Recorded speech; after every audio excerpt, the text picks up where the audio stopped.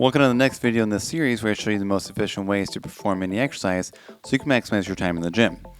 Lately in the science-based community, seated hamstring curls have been given the A++, and the lying hamstring curls have been put off to the wayside. And although multiple studies show that seated hamstring curls result in more growth than lying hamstring curls, I do believe they have their place, especially since we know doing different exercises for a muscle group is better than doing just one.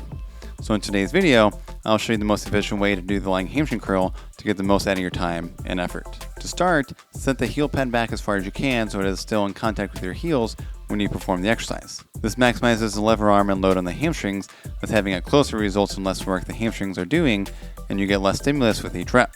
Lower the heel pad as far down as you can too, to get an even deeper stretch in the hamstrings. Lie down on the machine with your torso as low as it can go, with your head also as low as it can go, keeping it in a neutral position. Although we don't get as much of a stretch as the seated variation, we still want to get the best stretch possible with the exercise. It may be tempting to grab onto the handles, but if they are on the top of the headrest, this will force your torso to be more upright, decreasing the stretch on the hamstrings. If that's the case, rest your head as low as it can, even if it's on the handles, and grab onto the underside of the headrest to stabilize your body. Arch your low back to put it into what we call anterior pelvic tilt. Since the hamstrings attach to the pelvis, they perform the opposite motion, posterior pelvic tilt. If you go into posterior pelvic tilt, it shortens the hamstrings at the pelvis, decreasing the amount of force we put through the hamstrings. On the flip side, going into anterior pelvic tilt gives us a better stretch in the hamstrings and gives us a stable foundation to curl from. As mentioned in my seated hamstring curl video, your toe and hip rotation position can influence what hamstring muscles you bias. If you want to know more of the specifics, check it out here or in the description below.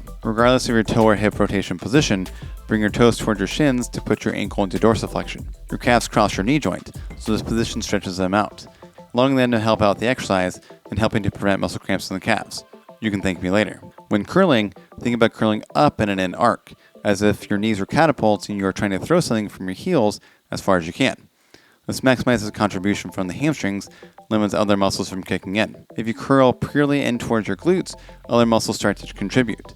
This takes away tension from the hamstrings. Lower down in the same way. Now, from what we know about lengthened partials with other exercises, doing just the initial part of the exercise can actually result in more muscle growth than doing the full range of motion. But I've noticed myself taking advantage of this and curling more in than in an arc. For that reason, I try to curl at least halfway through the movement, ensuring I'm using mostly my hamstrings and not as many other muscles. Stay in the 10 to 15 rep range for 3 to 8 sets for the best results, as I found that any lower than 10 reps can result in other muscles taking over the curl, and there are plenty of other hamstring exercises that are better for heavier loads and fewer reps, such as stiff-legged deadlifts. You can check out my video here for those or in the description below. Lying hamstring curls aren't very fatiguing, and I found hardly any difference from 3 to 5 sets or even 6 sets in regards to fatigue, and I've personally seen more growth with more sets. I also like to superset these with sissy squats or reverse Nordic curls, both of which I've done videos on. You can check those out here or in the description below. If you have any questions about the lying hamstring curl, leave a comment below and I'll do my best to answer you. Click like and subscribe if you found this video helpful, and I'll see you in the next one.